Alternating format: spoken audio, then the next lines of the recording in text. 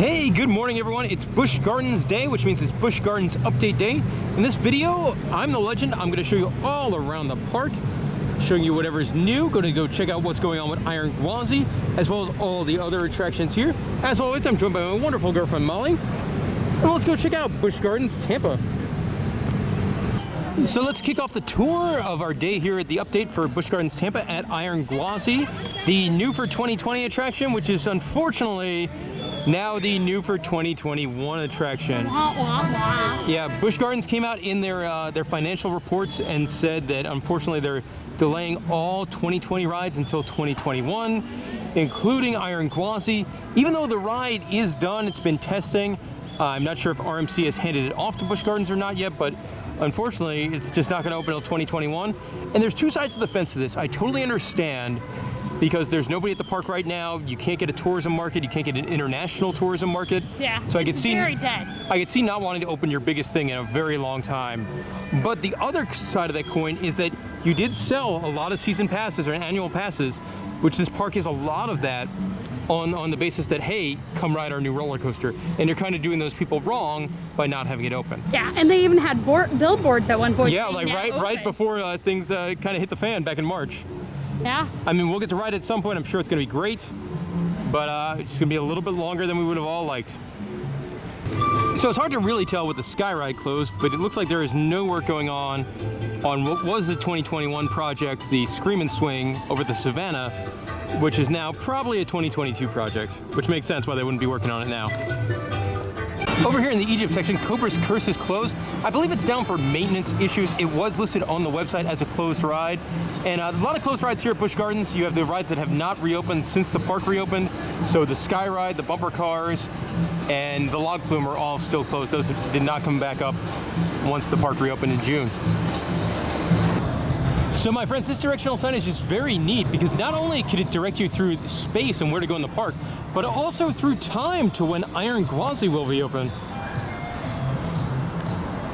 So Busch Gardens has not brought back any of their indoor shows yet. So the ice show, the critter show is rumored to be gone forever, or anything in the Pantopia Grill. But there is a show that runs on weekends here in Stanleyville, which is Wildly Amazing, an inside look at animal care, which is a show I'd really enjoy, but unfortunately it only is running on Saturdays and Sundays. So if you happen to be visiting Busch Gardens this weekend, I believe it's the final weekend for Summer Nights, which has their nighttime fireworks and laser show at 9 p.m. I haven't got to see this year. Normally I do enjoy it. So I'm now standing in front of the old Quest Store building, which is normally used for a haunted house for HallowScream, but this year for HallowScream, they're not doing any haunted houses, obviously based on the ongoing global health situation. So there is going to be a HallowScream event. The Fiend Show is going to be a larger Fiend Show in the Gwazi Park area, and you are going to have scare zones, but there'll be no haunted houses. So whether that'll be worth your time or not, that's really kind of up to you. As an annual pass holder, the rate's like $25, and I'm not sure that's worth it.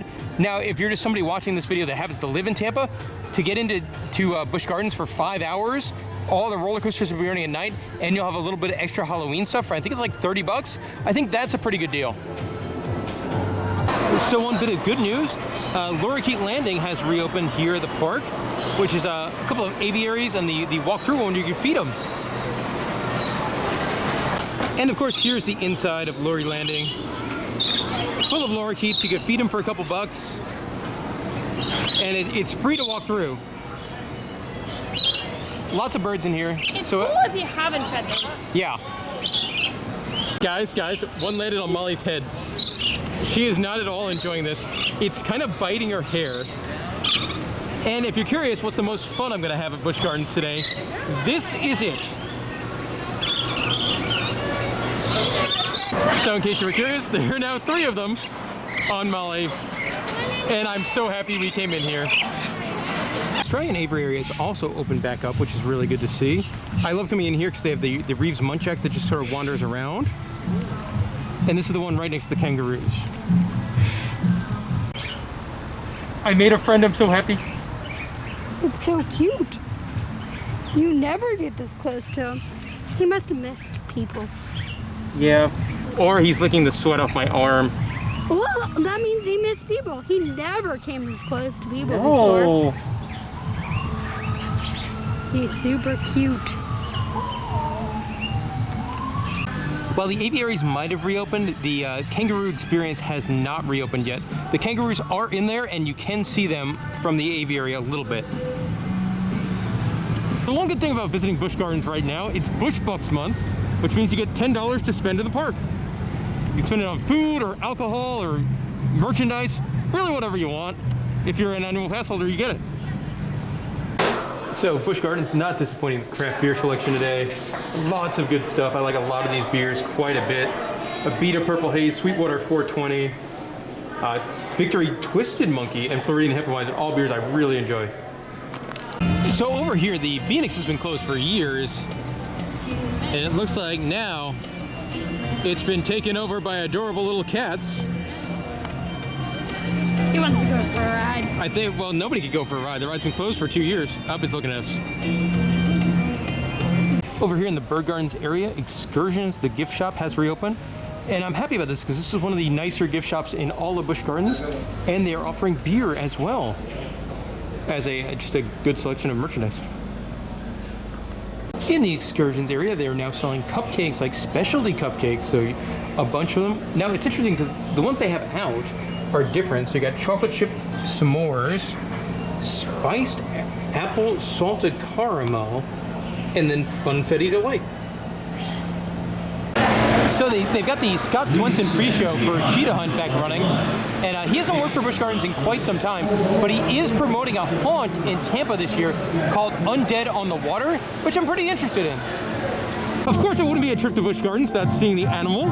This next segment will be all about the animals we saw today. He's in a really cool pose, this alligator.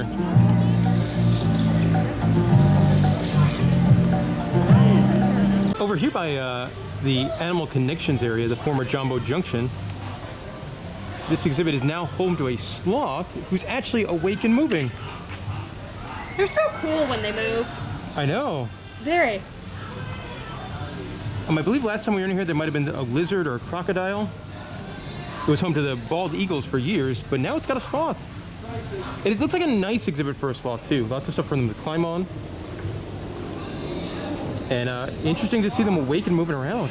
Yeah. Kind of rare. Yeah. Climbing upside down. Over here, something you don't see too often, the giant tortoises are hanging out in the water. And this guy over here, he is very, very large. Really cool. 3, 2, 1.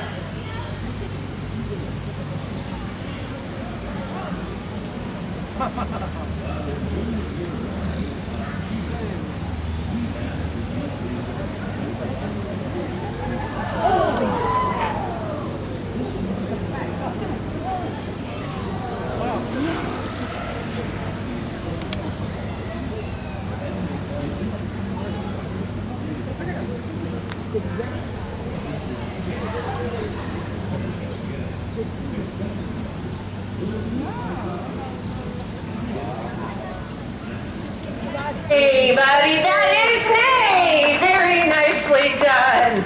Yeah, you guys can give her a round of applause. So she was zigzagging back and forth there. She probably didn't get up to those high speeds, but again, you saw that stocky. Molly, this is pretty adorable. Over here in the edge of Africa, one of the hyenas is sleeping in like the photo op truck. Yeah.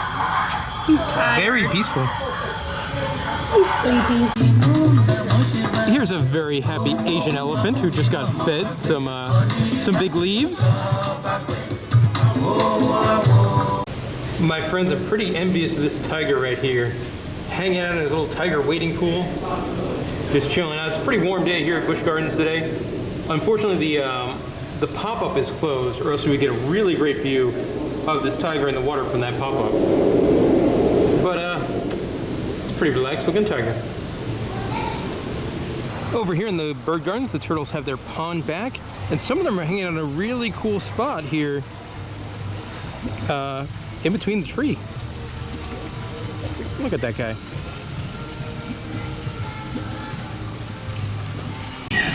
So not overly common here at Busch Gardens, but you can see the hippopotamus out of the water here. We got to see him walk out of the water, and it looks like he has his snoot kind of through the fence.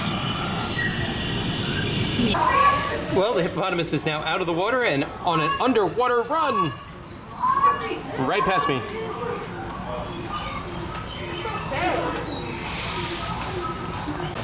So over here in the Animal Connections area, you do have a baby flamingo who looks like it's now gone to sleep. This sloth here is in a very, very neat pose. So if you watch my Busch Gardens updates before, you know I have that meal plan. And I'm in the Dragonfire Grill right now. Got the combo with the Asian food. So it's beef with broccoli. I asked for a little bit more beef than broccoli. Some noodles and orange chicken.